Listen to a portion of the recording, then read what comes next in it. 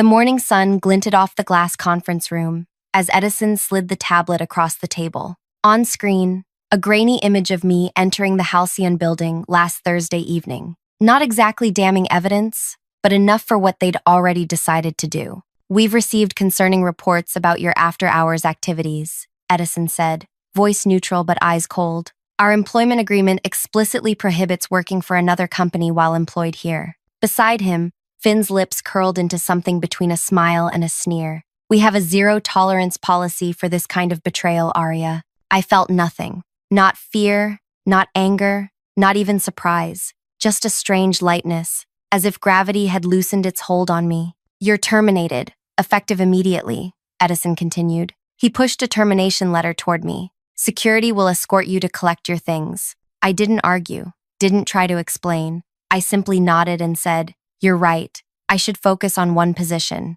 Their expressions flickered, confusion crossing their features before settling back into professional neutrality. They had expected tears, pleading, maybe anger, not this calm acceptance. What they couldn't see was the weight lifting from my shoulders as I placed my access badge on the table. 3 years of constant anxiety, of carrying an entire company's digital safety alone, evaporating in an instant. Finn cleared his throat, uncomfortable with my composure. "We'll need all passwords and access credentials before you leave." I smiled. "Everything's documented in the system knowledge base, just as protocol requires." Another lie. The documentation existed, but it was like giving someone a map without a compass, technically complete but practically useless without my contextual knowledge. As security walked me to my desk, colleagues stared, whispered. I packed my few personal items, a ceramic mug, a small plant that had somehow survived 3 years of neglectful watering, a notebook full of system architectures only I truly understood. Arlo, our VP of Technology, watched from his glass-walled office, expression unreadable. He made no move to intervene, though he knew better than anyone what would happen next. When the security guard escorted me through the lobby, spring air hit my face. I breathed deeply for what felt like the first time in years. By the time I reached my car, my phone buzzed with a message from Vega. "Still on for 2 p.m.? I typed back, "Yes, and now I can accept your full-time offer." 3 years of building someone else's empire was enough. 3 years of being the invisible infrastructure that kept everything running while others took the credit. 3 years of warnings ignored, requests denied, promotions passed over. Now it was over, and the countdown had begun. I know you're probably wondering how this story ends. Trust me, you won't want to miss what happens next. If you're enjoying this corporate revenge tale, take a second to hit like and subscribe. It really helps the channel grow. Drop a comment with your thoughts so far. Now, let me tell you how I ended up in this situation. My name is Arya Wesley, and until 40 minutes ago, I was the lead network security architect at a Fortune 500 tech company. The only one, in fact. Not by design. There were supposed to be 5 of us. Budget cuts shrunk that to 3. Then resignations to 1. Just me. I never set out to become indispensable. That's a dangerous position in corporate America. But with each passing quarter, as my team evaporated and my responsibilities multiplied, I found myself as the sole guardian of a digital kingdom worth billions. It started 3 years ago when I was recruited from a smaller firm. I still remember Arlo's promises during my interview. "We're building a world-class security team," he'd said, eyes bright with genuine enthusiasm. "You'll lead a specialized group, focusing on our proprietary systems." The salary wasn't spectacular, but the challenge was irresistible. Building security architecture for cutting-edge technology, working with brilliant minds, I signed immediately. Reality arrived by month 3. The first round of strategic restructuring eliminated 2 senior positions on my team. By month 6, another colleague left for better pay elsewhere. His replacement lasted 4 months before budget freezes, eliminated the position entirely. "Temporary situation," Arlo assured me. "We'll staff up next quarter." Next quarter became next year. Next year became let's reassess after the merger. The merger came and went. Still, just me. Meanwhile, the systems grew more complex. Our client base tripled. The attack vectors multiplied. I built increasingly sophisticated protection measures, working nights, weekends, holidays to keep pace with emerging threats. When I warned about critical vulnerabilities, my emails were acknowledged, but action items mysteriously disappeared from meeting minutes. When I requested additional staff, I was told to prioritize better. When I asked for compensation that matched my expanding responsibilities, I received praise instead of dollars. "You're our rock star," Arlo would say, clapping my shoulder. "Nobody understands these systems like you do." That was the problem. Nobody did understand them. Nobody wanted to understand them. I offered to train others, to document the increasingly Byzantine architecture that had evolved under pressure. The offers were met with nods, smiles, and zero follow-through. Last winter, I prevented a breach that would have exposed millions of client records. Working 72 hours straight, barely sleeping, I identified the intrusion pattern and built a new defense layer in real time. When the crisis passed, I received a $500 gift card and a mention in the company newsletter. The CEO, who took credit for our robust security culture, received a seven-figure bonus. That was when I realized what I had become, not invaluable, but invisible. The infrastructure nobody sees until it fails. I tried one last time, scheduling a meeting with Arlo and the executive team. "Our current security staffing is unsustainable," I explained, showing charts, data, industry comparisons. "We need at least 3 more specialists to maintain this architecture properly." Arlo nodded sympathetically. "After Q4 results," he promised, "we're just in a temporary holding pattern." I'd heard that line for 3 years. Without proper staffing, this system requires continuous maintenance from someone who understands its entirety, I warned. "If I were hit by a bus tomorrow, you'd have serious problems within days, catastrophic ones within weeks." The CFO frowned. "Sounds like we need better documentation, not more headcount."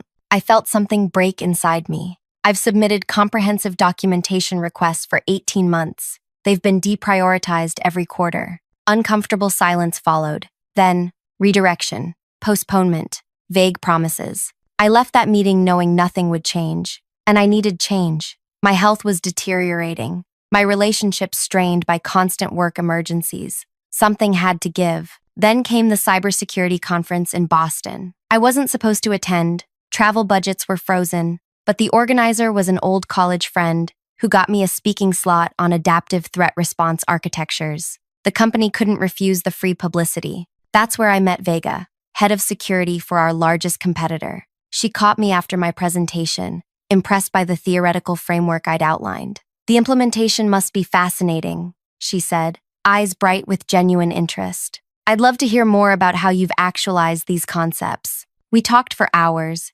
carefully avoiding specifics about our employers. Just 2 professionals discussing theoretical approaches, architecture philosophies, the first real professional conversation I'd had in years. As the conference ended, Vega handed me her card. "We could use your perspective on our new security framework.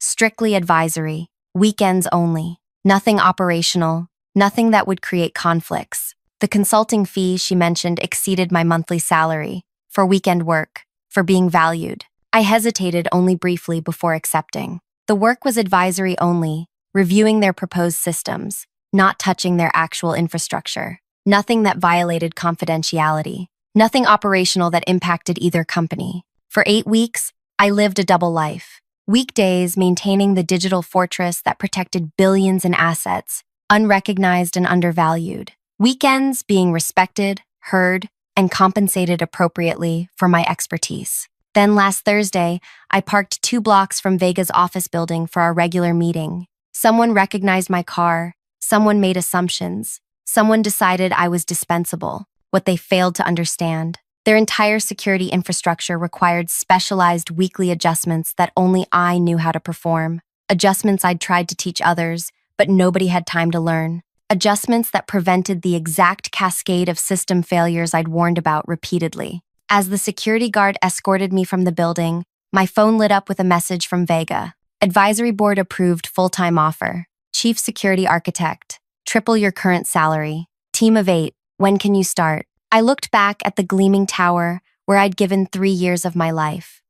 The security guard avoided my eyes, uncomfortable with his assignment. "Is it worth it?" I asked him quietly. "Working for people who discard you this easily?" He had no answer, just a practiced neutral expression. But I saw the flash of recognition in his eyes. He understood exactly what I was asking. I texted Vega back, "I can start Monday." What my former employers didn't realize as they rushed me out. In precisely 72 hours, During end-of-quarter processing, when their data traffic peaked, their entire system would require the specialized maintenance only I performed. The maintenance I'd been begging them to let me train others to do. Not sabotage, not revenge, just the natural consequence of ignoring warnings, of valuing systems over the people who built them. As I drove away, my phone began to ring. Arlo's number. I smiled and turned off the ringer. The clock was ticking. By Friday afternoon, I had signed Vega's employment contract. Chief security architect with a team of 8 specialists,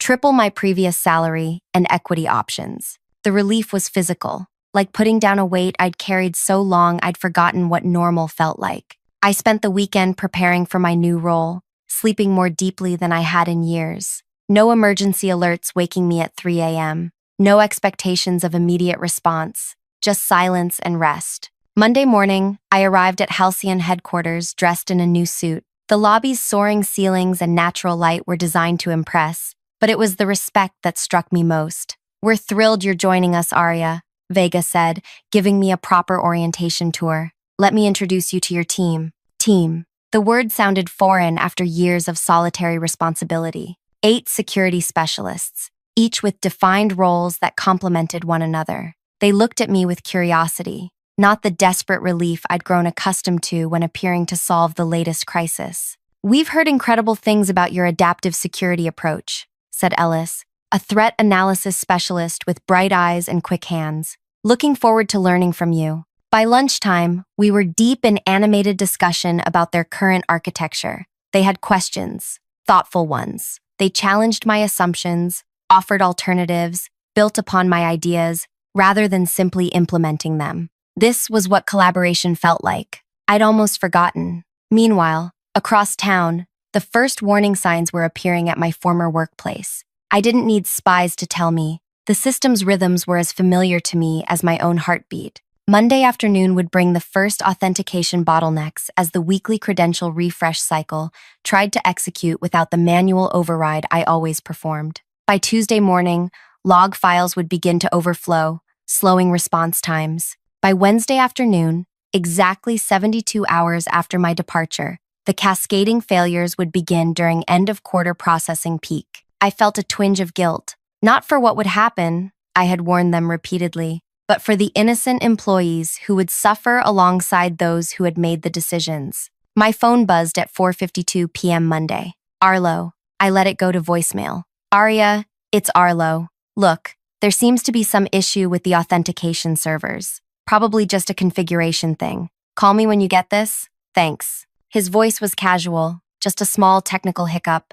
I deleted the message. Tuesday morning brought 3 more calls from increasingly senior people. By afternoon, the tone had changed dramatically. "This is Maeve from the executive office. Our systems are experiencing significant slowdowns. The technical team has been unable to resolve the issue. The CEO has authorized me to discuss terms for your return as a consultant to address these urgent matters." I texted back a single line. "I'm focusing on one position now, as suggested." At Halcyon, I was immersed in building something new rather than desperately maintaining something old. My team and I mapped out a security architecture that incorporated the best elements of my theoretical models with their existing infrastructure. Vega checked in regularly but never hovered. "How are you settling in?" "It's strange," I admitted. "Having resources, being heard." She nodded. "We've all worked at places that didn't value expertise. That's why our retention rate is triple the industry average." Late Tuesday night, my personal email chimed.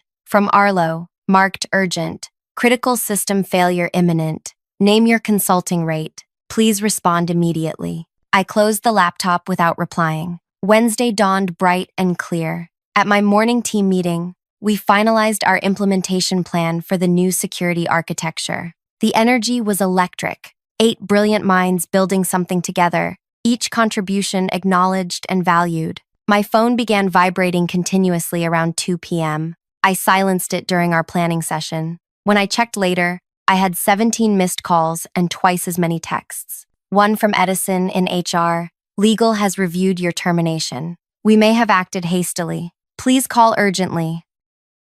Another from Finn. "Whatever they're paying you, we'll double it. This is critical." From the CEO himself. "National clients losing access to accounts. regulatory implications, board meeting in progress, call immediately. I felt no satisfaction, just a hollow confirmation of everything I had warned them about. They had built a kingdom on my shoulders, then pushed me away without understanding what would collapse. That evening, as I drove home from my new office, a breaking news alert flashed across my dashboard display. Major service outage reported at leading financial technology provider. Thousands of client accounts inaccessible. No company name yet, but I knew. The mainstream exposure would come tomorrow when clients couldn't access their quarterly reports, when regulators started asking questions, when the stock began to plummet. At home, I opened a bottle of wine I'd been saving and sat on my balcony, watching the sunset. My phone lit up again, Arlo's number. This time, I answered. Arya. His voice was ragged with exhaustion. Everything's failing. Sequential authentication breakdowns, cascading into the transaction processing layer. Nobody can stop it. I warned you, I said quietly. For 3 years, I warned you. I know. The admission sounded physically painful. Tell me what to do. Any price. I took a slow sip of wine. It's not about price anymore, Arlo. It's about value. We valued you. No, I interrupted. You valued what I produced. Not enough to listen when I told you it was unsustainable. Not enough to staff properly. Not enough to compensate fairly. Not enough to credit honestly. Silence stretched between us. You know what would have prevented this? I continued. Any one person besides me understanding how these systems actually work. Anyone taking 5 minutes to read the warnings I documented in every quarterly review. Anyone listening when I said this exact scenario would happen if I ever left. His breathing was the only response. The recovery procedure exists, I said finally. It's in the disaster documentation I submitted last year. The documentation that was deprioritized because you're handling everything so well, Arya. I ended the call and turned off my phone. Thursday morning, I arrived at Halcyon to find Vega waiting in the lobby. Have you seen the news? She asked, holding out her tablet. The headline was stark. Major tech failure erases billions in market value. Beneath it, a photo of my former company's headquarters. Their entire client database is locked, Vega said. Transaction processing down for 16 hours and counting. The stock has dropped 40% since opening. I felt strangely empty looking at the numbers. This wasn't satisfaction. This was waste. Of talent, trust, potential, caused by short-sighted decisions made by people who wouldn't suffer the worst consequences. They've been calling our executive office, Vega continued, trying to reach you through us. For emergency support? No. Vega's expression was grim. They're threatening legal action, claiming you sabotaged their systems before leaving. My stomach dropped.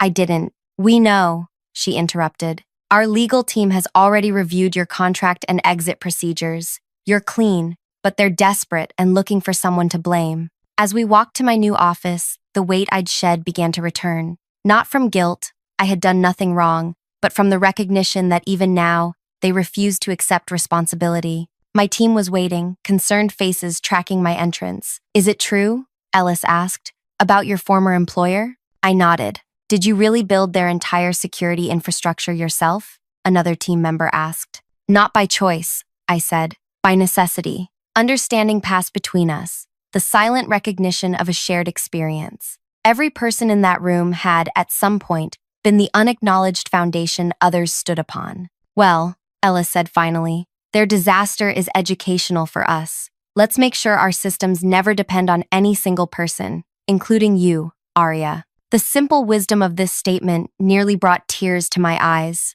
This was leadership, acknowledging expertise while preventing unhealthy dependency. We returned to our work, designing resilience into every layer of the new architecture. But as morning turned to afternoon, the news grew worse for my former employer. Regulators had launched an investigation. Client defections were accelerating. The stock had dropped another 15%. My phone, which I'd finally turned back on, displayed 57 missed calls. The last one came from an unknown number. The voicemail was from the board chair himself. Miss Wesley, this is Terrence Walsh. The situation has become untenable. The board has removed several executives this morning, including Mr. Edison and Mr. Finn. We recognize the systemic failures that led to your departure. Please call me directly to discuss how we might move forward. I sat with this message for a long time, cursor hovering over the delete button. Part of me wanted to let them continue paying the full price of their decisions.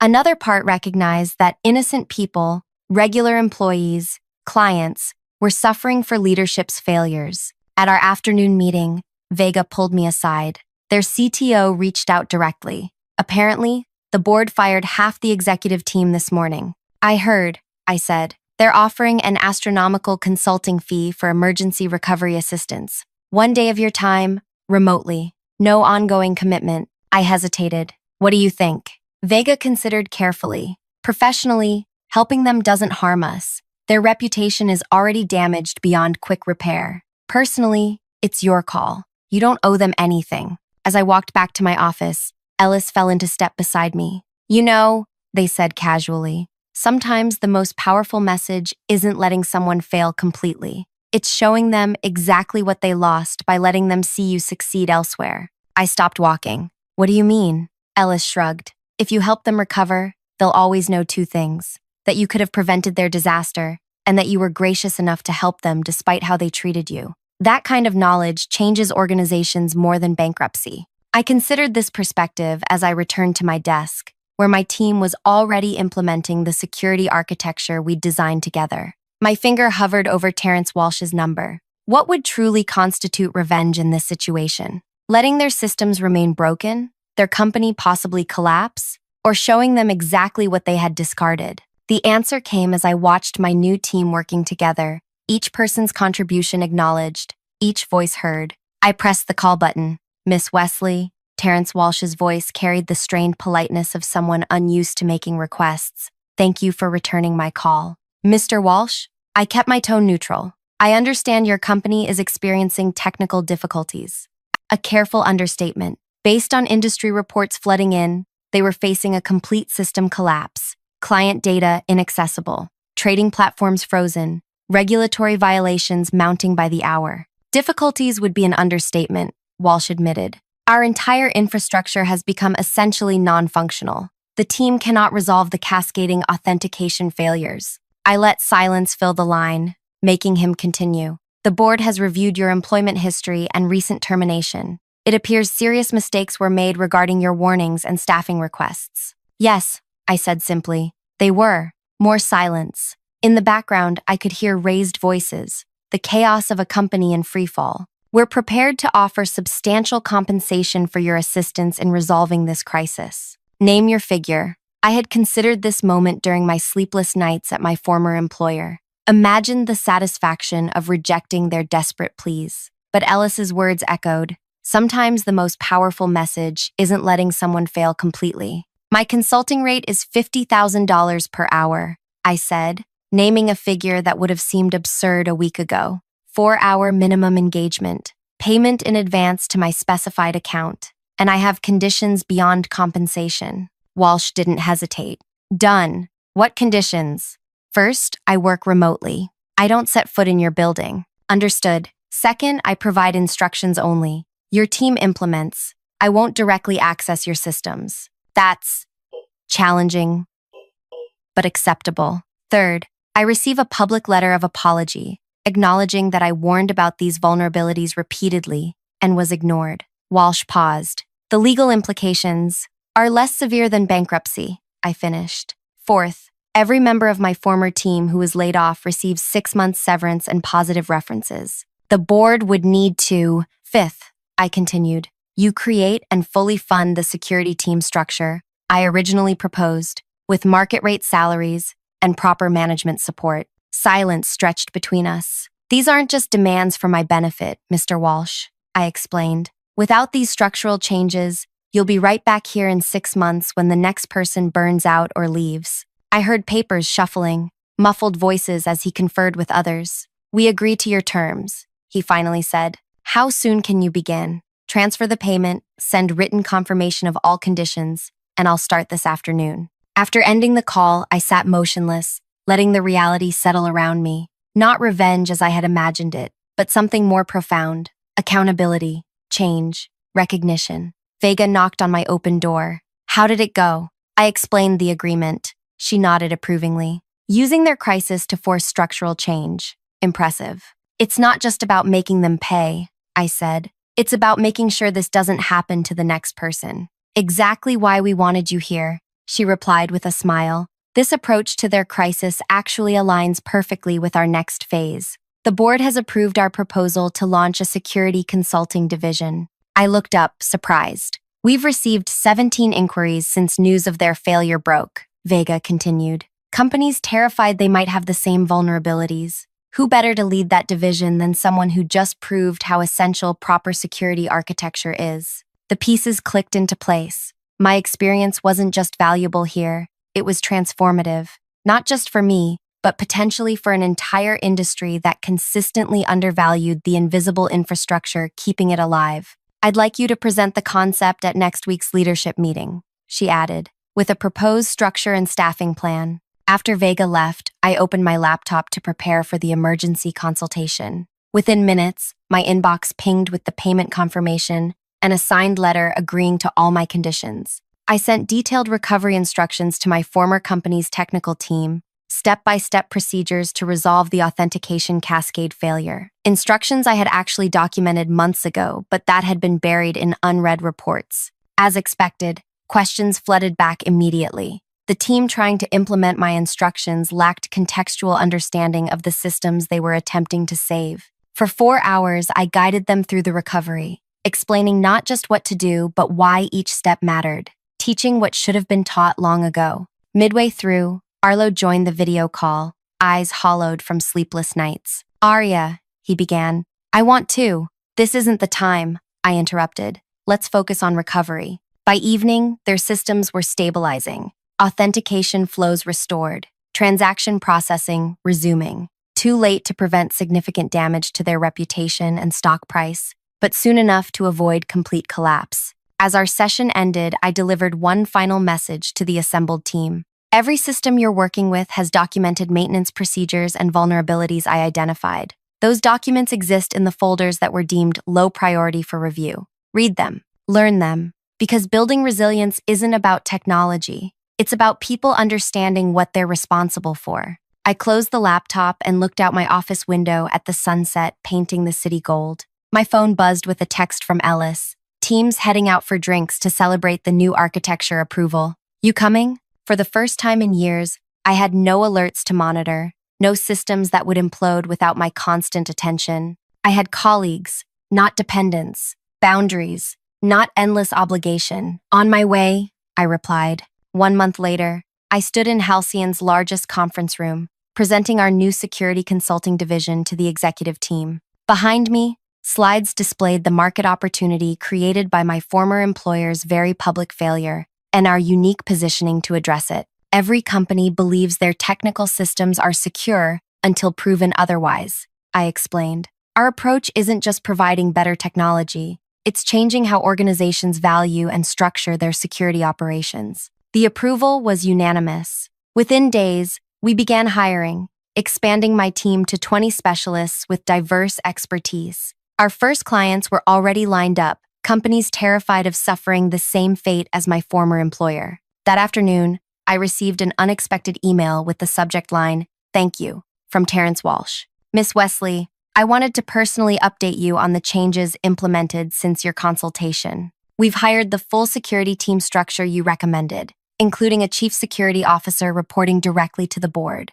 Your public letter of acknowledgement ran in today's business section. Most importantly, we've instituted a complete review of all deprioritized documentation from technical staff across the organization, already uncovering critical insights that had been ignored. The cost of these lessons has been steep. Our market value remains 30% below pre-incident levels, and client trust will take years to rebuild. But the cultural change within the organization has been profound. Your impact extends far beyond the technical recovery you guided. If you're ever interested in returning, my door remains open. I closed the email without replying. There was nothing to say. My answer was already visible in industry announcements about Halcyon's new consulting division and my role leading it. 3 months after my termination, I took the stage at the same cybersecurity conference where I'd met Vega. This time, I wasn't speaking as a lone architect, but as the division head of a growing team, presenting our framework for organizational security resilience. In the audience sat former colleagues, including Arlo and the new CSO they'd finally hired. Their expressions as I detailed our client growth, including 5 companies who had transferred their business from my former employer to Halcyon, told me everything. They understood, finally, that what they had lost wasn't just my technical knowledge. They had lost the future I was now building elsewhere. After my presentation, attendees swarmed with questions and business cards. Among them was the new CSO, who waited until others had dispersed. "Your replacement system is impressive," I acknowledged, noting the positive industry reviews their rebuilt security architecture had received. "Built on your foundation," she admitted. "Your documentation was extraordinary once anyone actually read it. You saved them even while leaving." I smiled. "Some lessons can only be learned through consequences." As I gathered my materials, she added, "You know they track your success obsessively now. Every announcement, every client acquisition, measuring what could have been theirs. And there it was, the true revenge. Not their failure, but my success. Not their loss, but my gain. Every achievement at Halcyon was a reminder of what they had discarded. Every innovation my team produced reflected what they could have had if they had listened, valued, supported. The most devastating consequence wasn't the system failure or financial loss. It was watching me build elsewhere what they had prevented me from building with them. 6 months to the day after my termination, Halcyon announced our security consulting division had become the fastest-growing segment of the company, with a client list that included 3 Fortune 100 corporations. The press release featured my name prominently, alongside quotes from clients about our revolutionary approach to organizational security architecture. That evening, Ellis organized a team celebration. 20 brilliant specialists, none overworked, none undervalued, each contributing their unique expertise to something larger than themselves. As we raised glasses, Ellis offered a toast to Arya, who showed us all that the best expertise isn't about knowing everything yourself, it's about building teams where everyone's knowledge is heard. Looking around at these faces, engaged, respected, collaborative, I realized this was the real victory. Not watching my former employer struggle, but creating an environment where talent could thrive, where warnings were heeded, where expertise was valued, where no single person carried an impossible burden. Sometimes the most satisfying revenge isn't making others fail. It's succeeding so visibly that they must forever live with the knowledge of what they lost. And sometimes the greatest revenge of all is simply building the life and career you deserve elsewhere. If this story resonated with you, take a moment to like, subscribe, and share with someone who might need to hear it. We've all experienced being undervalued or overlooked at some point. Maybe you're carrying an entire department on your shoulders right now, wondering if anyone notices. Remember, your worth isn't determined by those who fail to see it. The right environment is out there, one that values not just what you produce, but who you are. Drop a comment sharing your own workplace experience or how you found your professional home. Your story matters too.